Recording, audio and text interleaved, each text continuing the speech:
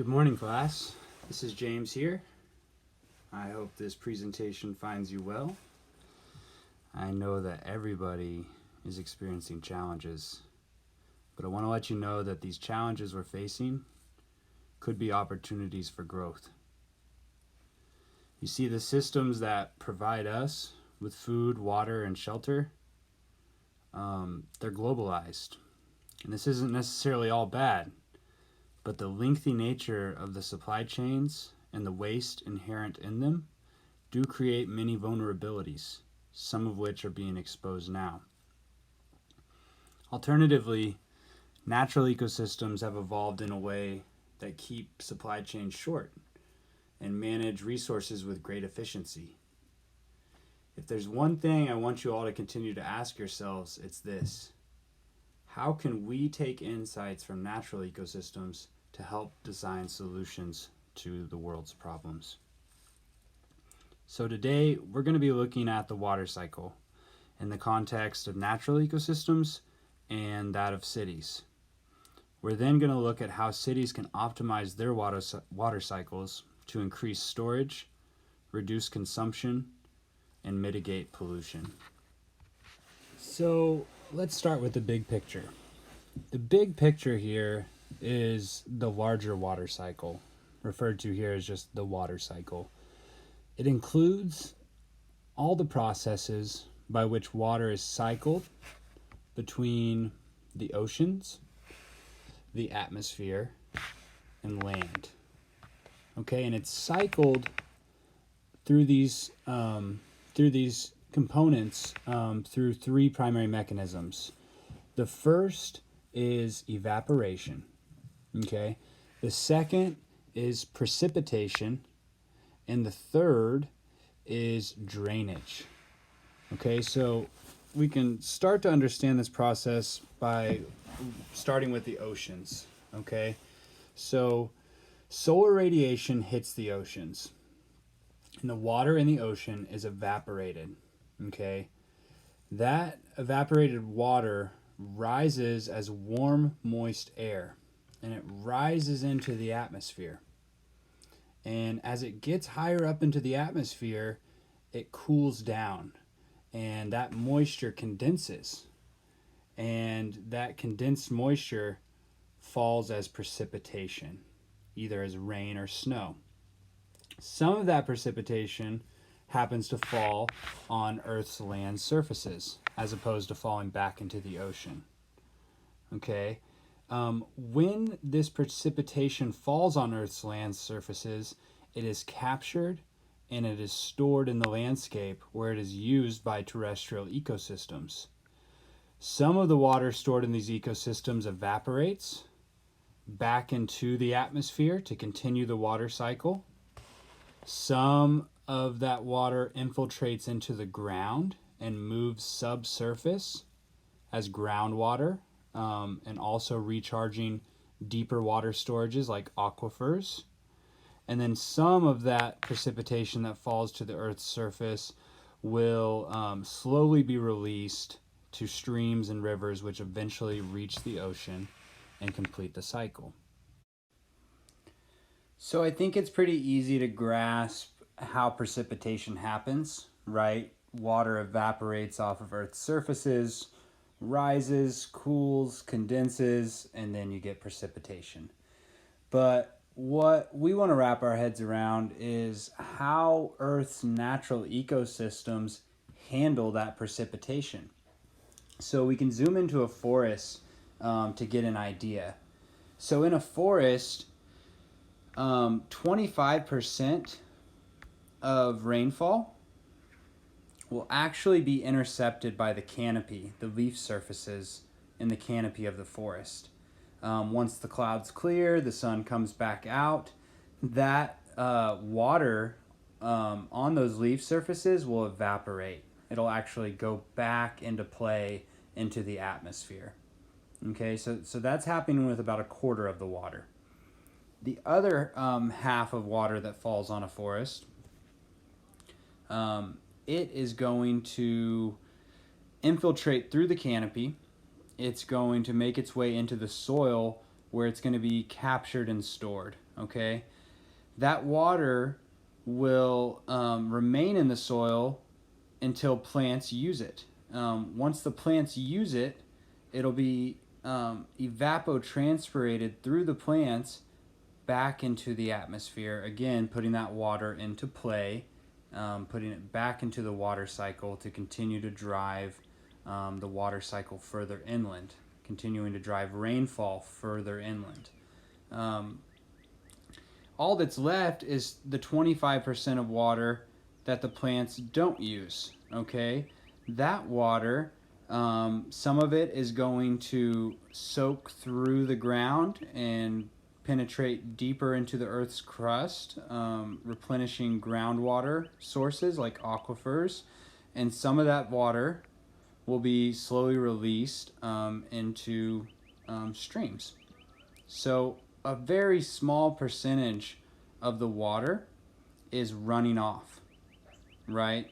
Most of it is being captured, stored, used, and recycled back into the atmosphere. Okay, let's look at the prairie.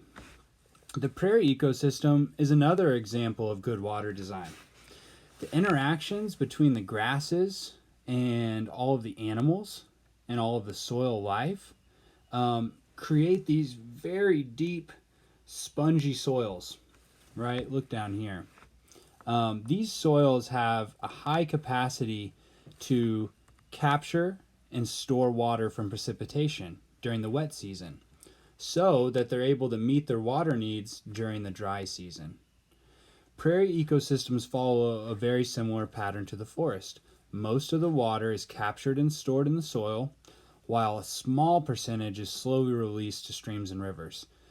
We refer to this as a low runoff coefficient, meaning relatively low percentage of precipitation will run off the landscape. A higher percentage of precipitation will infiltrate and be stored into the soil, where it can be later used by plants or used to recharge groundwater. Now let's look at a desert. Okay, the desert biome doesn't have the robust plant and animal life that forests and prairies have, and therefore it doesn't have high storage capacity soils. When it rains in the desert, it doesn't rain often, but when it does rain in the desert, most of the water is shed from the landscape because there's no soil strata to capture it. And as it sheds from the landscape, it picks up what little soil there is and carries it to the rivers as suspended sediments. You can see all the sedimentation in the water, right? That's all soil, okay, that's being carried away. This cycle further decreases the desert's ability to capture precipitation and results in even higher runoff coefficients over time.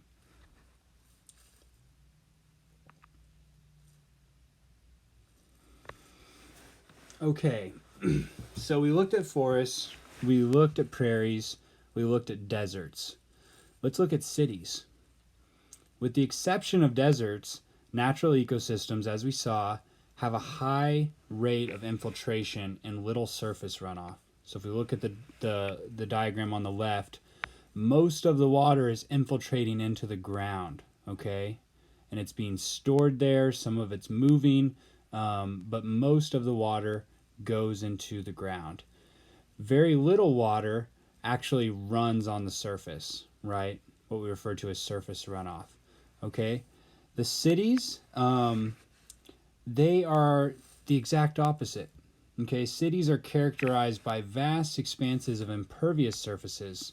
Surfaces like streets and sidewalks and parking lots and rooftops. Okay, these surfaces all have very high runoff coefficients. In most cases, 85% plus.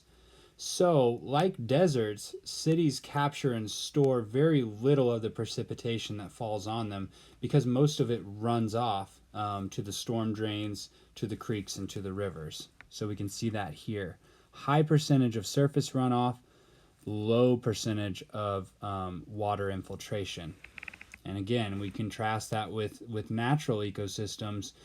Low percentage of surface runoff, high percentage of ground infiltration.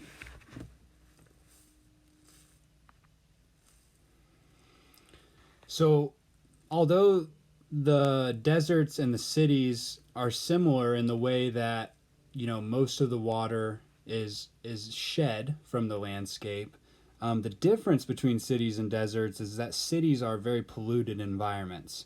So we can look at all those common sources of pollution in a city. We have sediments from construction. We have fertilizers and pesticides which are applied to green spaces. We have motor fluids. We have oil. We have trash. We have all sorts of pollutants on our city surfaces, okay?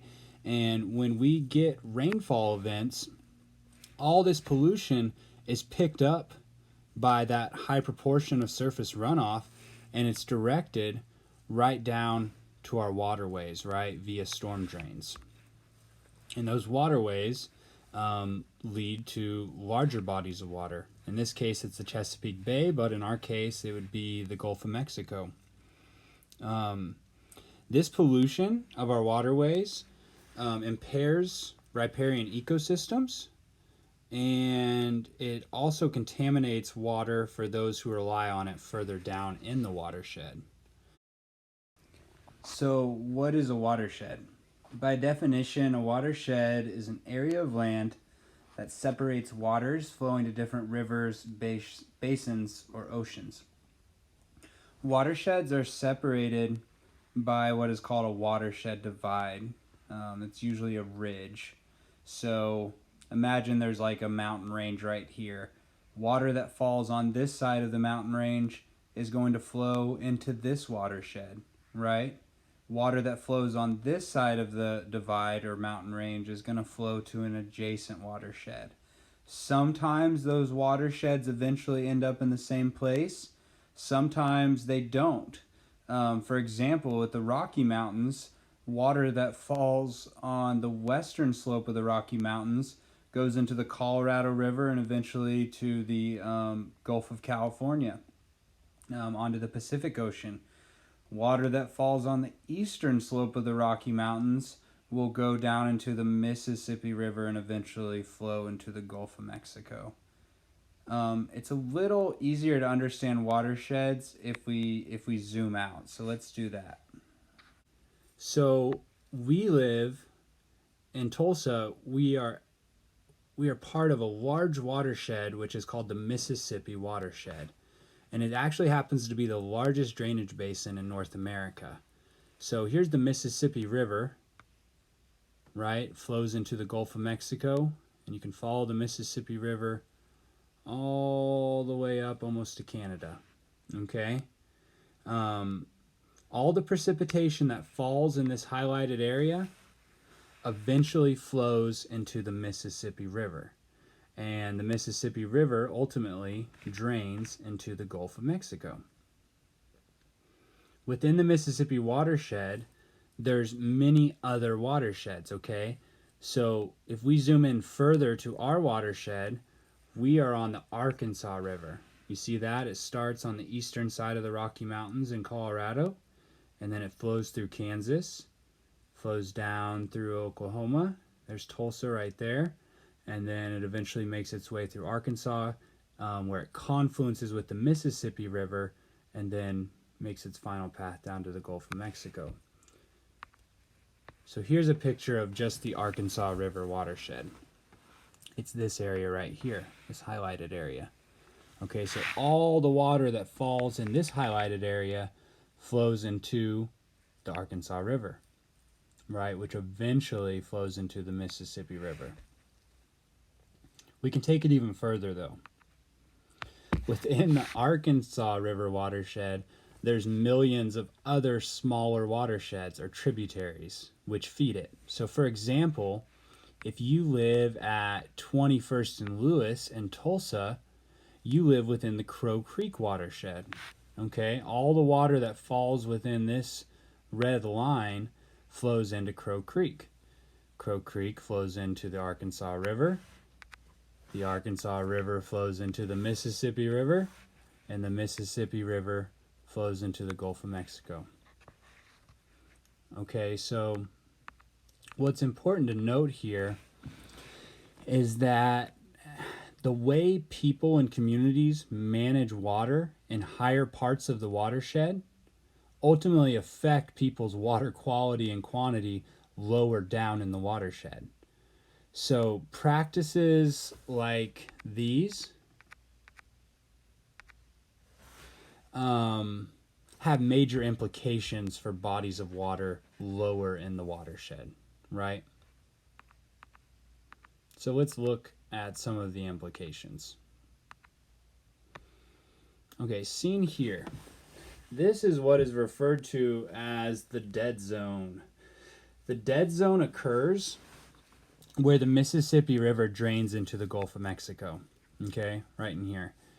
The area in red represents the part of the Gulf where the water is so contaminated and so devoid of dissolved oxygen that virtually no ocean life exists. The ocean can't support marine life, and therefore it can't support economies based on that marine life, like fishing economies. So the quality of water in the dead zone has been is largely attributed to poor water management practices from urban centers in the Mississippi watershed and agricultural practices within the Mississippi watershed.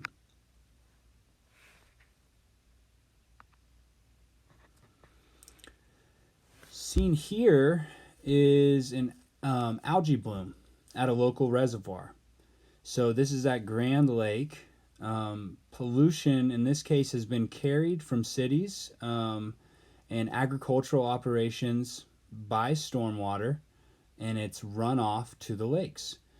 This algae not only limits the biocapacity of the lake to support the lake ecosystems, but also limits recreational opportunities and property values as well.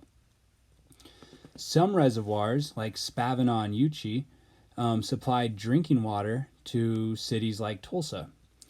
If these water supplies are polluted, they become more expensive to treat and will have higher levels of some pollutants that water treatment facilities cannot filter as well, which include certain industrial chemicals and pharmaceuticals. So this is an example of problems related to water quality. This is an example of problems related to water quality. So seen here is a picture of East Tulsa during the 1984 flood.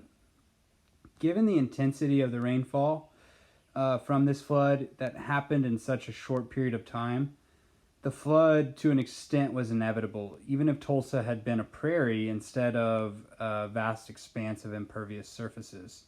However, if it had been a prairie, the extent of the flood would have been much less. You see, impervious surfaces in a city actually raise the floodplain because the water doesn't infiltrate into the soil and has nowhere else to go. Stormwater drains and creeks become overwhelmed, and all of the runoff, they become overwhelmed from all of the runoff and start to backflow, which in turn expands the flood area. This is an example of problems related to stormwater quantity. So let's recap. Natural ecosystems in water. So natural ecosystems, they're oriented to capture and store precipitation. That's how they're designed. Most of that water that's captured and stored is used by the plants, and then it's evaporated back into the atmosphere to further drive that water cycle further inland, bringing rain to even further reaches of the continent. So the very little that is released is either going to recharge groundwater, like aquifers, or it's going to feed streams and rivers. Now, we got to look at this a little deeper, this point right here. It's going to feed streams and rivers. Well, so do cities. You know, the runoff feeds the streams and rivers, right? But it's a matter of time scale. So a city, it's going to shed off a lot of water really fast all at once, and it's going to feed the rivers and streams all right. But it's gonna be this boom bust scenario where it's a lot of water all at once, and then the water's gone. And actually, post flood event, post rainfall event, those streams and rivers can dry up pretty quick because they're not being charged slowly. In a natural ecosystem, by contrast, that water that does run off, that feeds streams and rivers, it does it in a very slow way, right?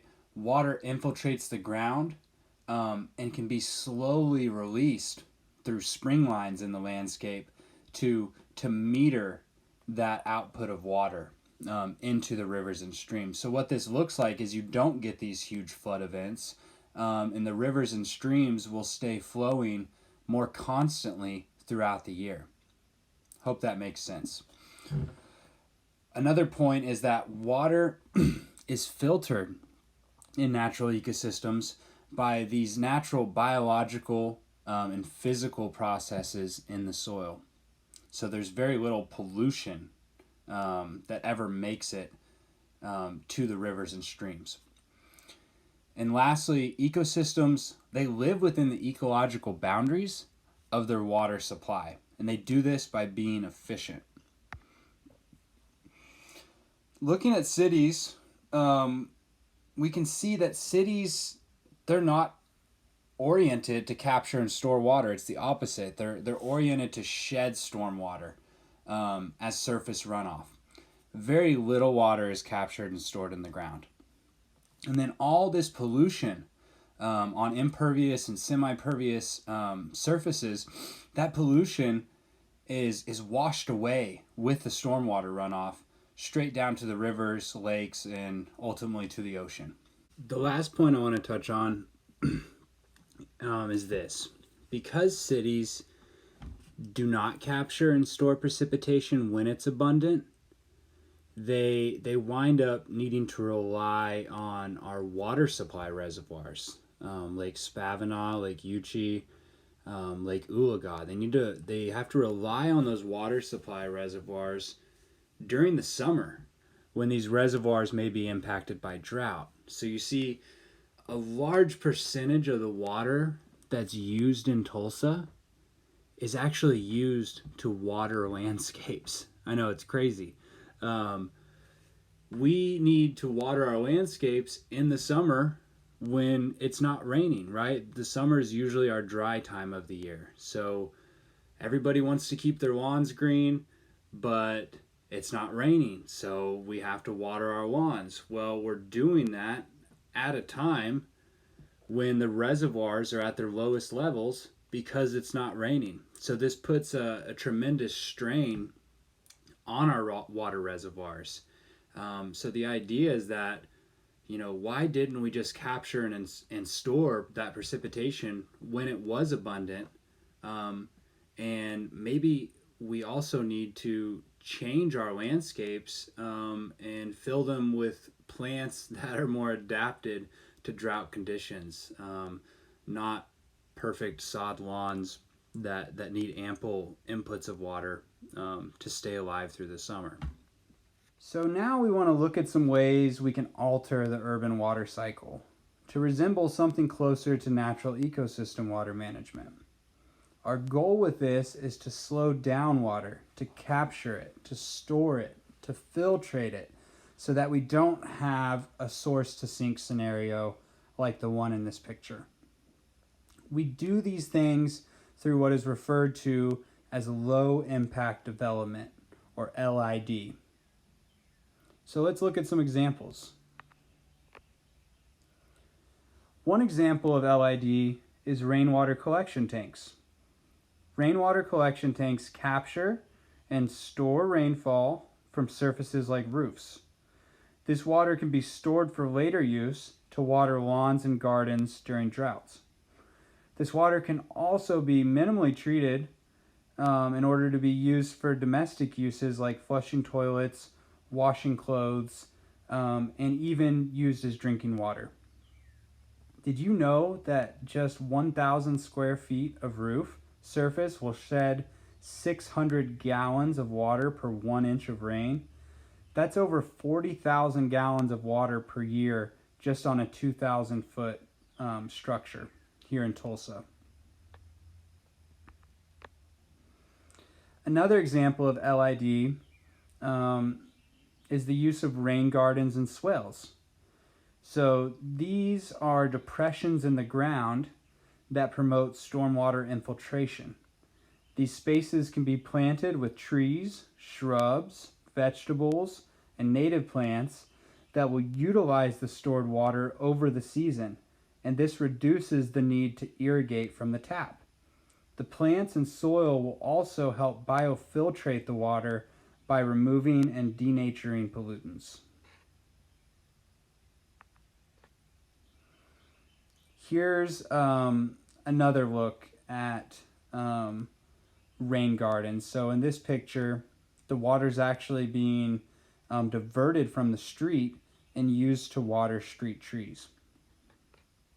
I probably wouldn't put my vegetable garden in these rain gardens, right? I'd put my vegetable gardens more in spaces where the water didn't have as high of a concentration of pollutants. So, if I don't spray my yard and the rainfall is just coming off of my yard, I could put vegetable gardens here, I could put vegetable gardens here, maybe even down lower here. But if the rainwater is coming off of the street, I'm probably just going to use things like street trees for shade, native plants, right? Not plants that I'm going to eat.